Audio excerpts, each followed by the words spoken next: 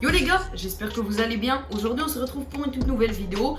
Aujourd'hui on va parler de Webtoon. Je sais pas si vous connaissez, mais c'est une application que j'ai sur mon téléphone depuis maintenant environ plus de 3 ans. Je lis beaucoup de Webtoon. Aujourd'hui je voulais vous parler de cette application et des Webtoons qui m'ont marqué. Donc je vais vous faire aujourd'hui un top 4 de mes Webtoons préférés. Des Webtoons que j'ai vraiment bien aimé, que l'histoire est intéressante, les personnages je les aime bien. Si la vidéo vous plaît, n'hésitez pas à vous abonner, lâcher un petit pouce bleu, ça me ferait plaisir.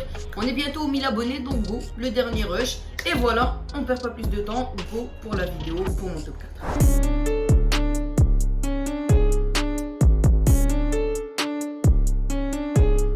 Tout d'abord, le top 4, le quatrième animé, le quatrième webtoon, ce serait Tower of God.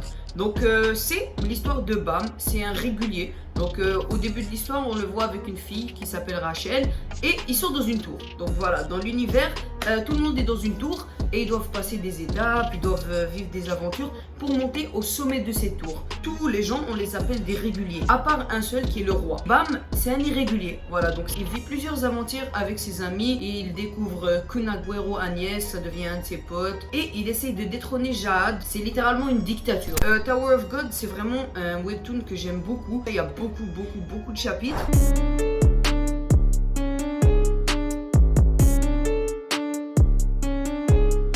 Là, on va passer au numéro 2 qui est God of High School. On suit l'histoire de Morihjin. Son grand-père, il est très connu pour être le plus fort. Et là, le gouvernement, ils ont créé un groupe, les Six, et ils se sont battus contre son grand-père à plusieurs reprises. Ça veut pas dire qu'il est forcément méchant. Bon, là je suis au montage et je suis en train de rectifier un petit truc, je fais une petite parenthèse. Il veut attaquer son grand-père parce qu'il le considère comme une menace puisqu'il est trop puissant.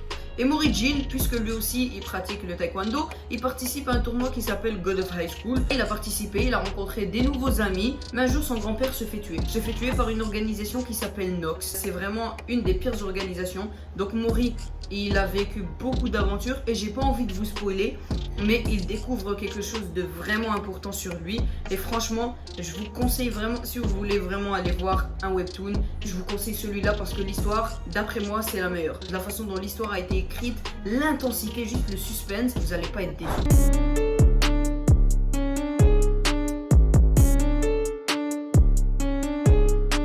Là, on passe au numéro 1. Il s'appelle Unordinary. Et donc, on suit l'histoire de John cette fois. C'est le personnage principal. Dans les écoles, il y a de la hiérarchie et ils ont des pouvoirs et ils ont des notes. Ce que je veux dire par les notes, c'est que leurs pouvoirs sont classés.